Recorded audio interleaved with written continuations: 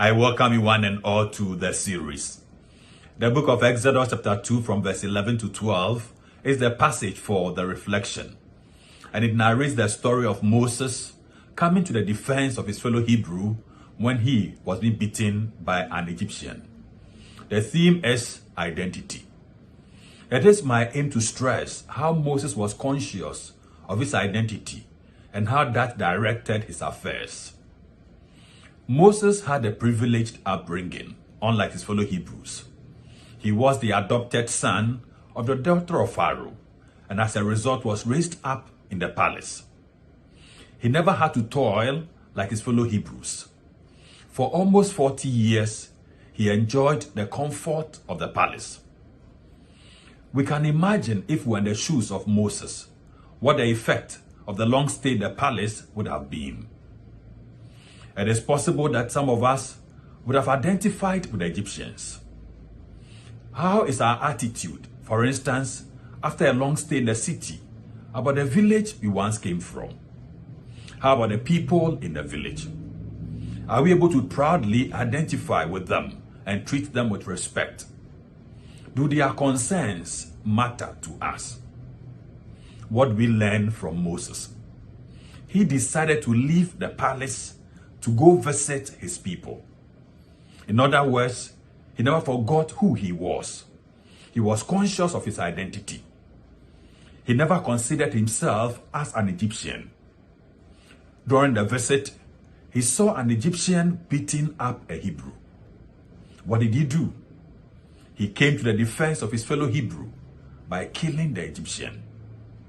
This means that he was ready to defend his people, even to the point of jeopardizing his own royal privileges. Moses is that person who is ready to sacrifice his privileges for the sake of his people. How many of us will be willing to embark upon such a risky venture? To let go of the comfort of the palace and to embrace the toil and suffering outside of the palace. The truth is that once we are convinced of who we are, we become patriotic, we become courageous, we become decisive.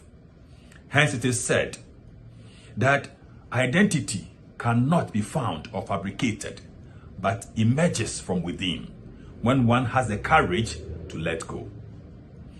When we value our identity, there is purpose. The question is, who are we? How does the knowledge of who we are influence our choices? As we identify with our families, as spouses, as parents, or as children, how does this knowledge of who we are enable us to sacrifice the pleasures of instant gratification for the families or the relationships that we are in?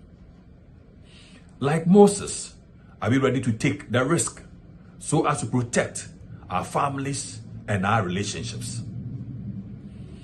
As we look into our families or into our relationships, doesn't selfishness destroy the beauty of unity? We need true knowledge of self in order to sacrifice and uphold family values.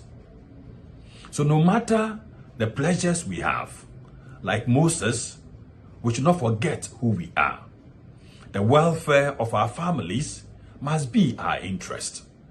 The welfare of our people must be our goal. It is said, and I quote, "Never forget who you are, for surely the world will not. Make it your strength, then it can never be your weakness.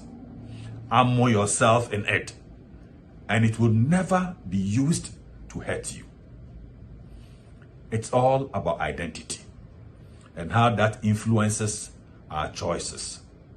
May God bless you. Amen.